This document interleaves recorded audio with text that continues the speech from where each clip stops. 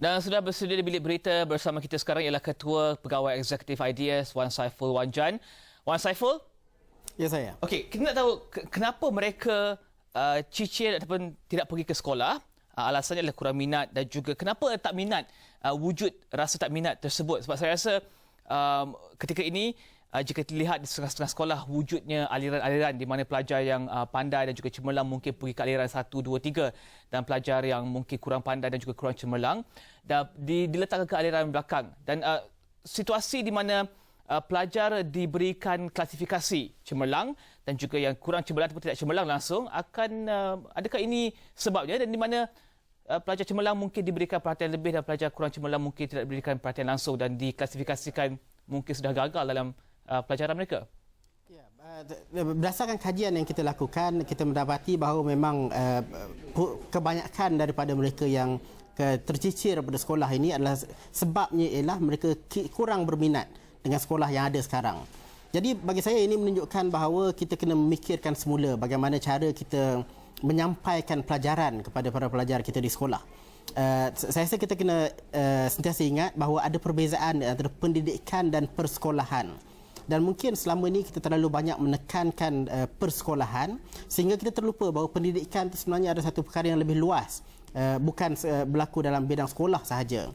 Dan seperti mana yang disebut tadilah, yang saudara sebut tadi, bahawa mungkin ada streaming, set-set yang diwujudkan di sekolah yang menyebabkan pelajar-pelajar yang dianggap sebagai tidak begitu berkeupayaan dari segi akademik tidak mendapat perhatian yang sewajarnya. Saya rasa kalau sekiranya streaming ini dibuat, maka apa yang perlu kita pastikan ialah lebih banyak resources diletakkan kepada mereka yang lebih memerlukan, bukannya untuk kelas-kelas yang atas sahaja, tapi kelas yang bawah juga memerlukan perhatian lebih tinggi.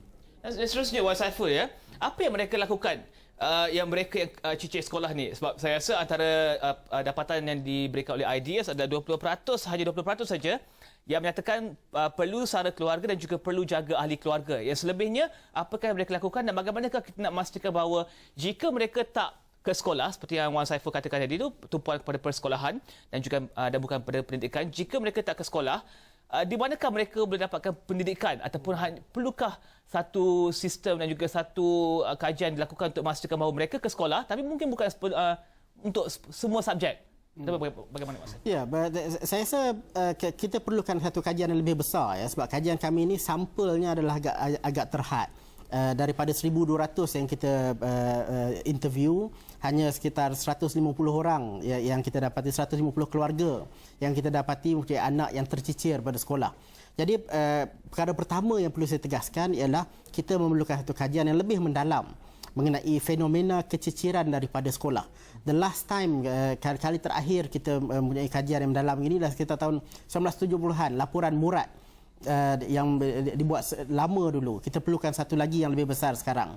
Mengenai apa yang dibuat oleh mereka yang tercicir ini, kebanyakan, majoriti daripada yang kita dapati ini, mereka sekarang sedang bekerja.